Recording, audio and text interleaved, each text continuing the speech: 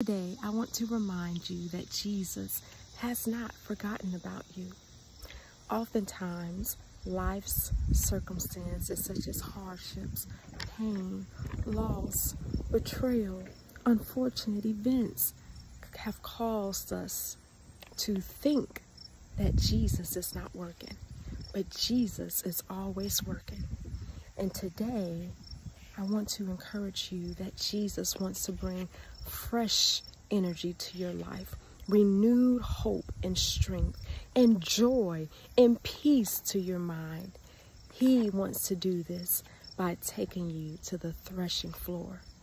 The threshing floor is the place where things die, things are separated, and we are then able to be used by God. In the Bible, the threshing floor was a place where farmers took their crops to be trampled over or stomped on a hard level surface, such as hard brick. They would have this hard surface and lay down their crops, and they would have animals trample over them to separate what was good from what was not good. When we are trying to separate the wheat from the chaff, then the farmers, they will allow those animals to trample over their crops. The chaff is lightweight, it's useless. It's not heavy at all. They need to get rid of the chaff. But the wheat is valuable. It has many valuable purposes even today, such as digestion and fiber and so much more. So we need the wheat. The wheat is strong, and the wheat has the nutrients in it. The wheat has to go through that process of being purged in the threshing floor. Well, in the threshing floor, when we pour out our heart to Jesus, through all the pain, all the brokenness, and all the bitterness, and everything that tried to get us to think that Jesus forgot about us or that he does not care. But when we give it to him in brokenness, humility, realizing that I need you. I can't make it without you, Jesus. You are my rock. You created me in your image. You knew me in my mother's womb. You know everything about me.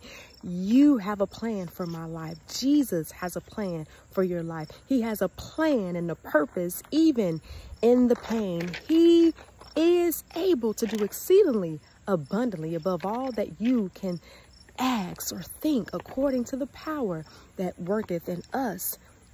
And so when we work out our salvation in that threshing floor, when we submit to his presence and say, Jesus, I'm gonna bring this to you because I know you care. That's us dying out to ourselves, dying out to our mindsets, dying out to our old ways, dying out to whatever it is that we need to die out to, taking up our cross and following in his steps. We can be used by the Lord. He wants to use the bitterness to make us better. He wants to heal the pain so that we can go and help other people find healing by pointing them to Jesus. He wants to use us to rescue others, but first we must go through that process. John 12:24 says, Verily, verily, I say unto you, except a corn of wheat fall into the ground and die, it abideth alone. But if it die, it brings forth much fruit. So Jesus wants to bring fruit in your life. He wants to bring forth more joy, more hope, more peace. And he did this for Ruth. In the book of Ruth, when you get a chance, go and read it. He did this for Ruth. Ruth came from the country of Moab. Basically, she was not a believer before. She did not know the living God. But her mother-in-law, Naomi, introduced her to the Lord. She saw from Naomi's life and her walk how she carried herself, and she decided that I'm not going back to Moab.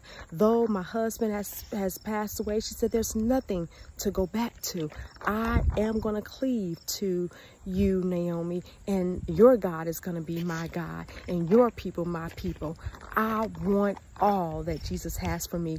Ruth found herself at the feet of Boaz, who ended up being her husband, who is a type and shadow of Jesus being our kinsman redeemer. She laid at his feet in the threshing floor, and after following the instructions of Naomi, her mother-in-law, and as a result, Jesus, he redeemed everything. So what is it in your life that you need to be restored or brought back to life? Yield it to Jesus, and he wants to bring forth much fruit. He wants to use you. He wants to use you for his glory, to show forth his praise. And so today, will you allow Jesus to trample over you in the threshing floor? You can say, Lord, take me to the threshing floor and have your way in my heart, in my mind, in my soul, and in my spirit. I'm yours.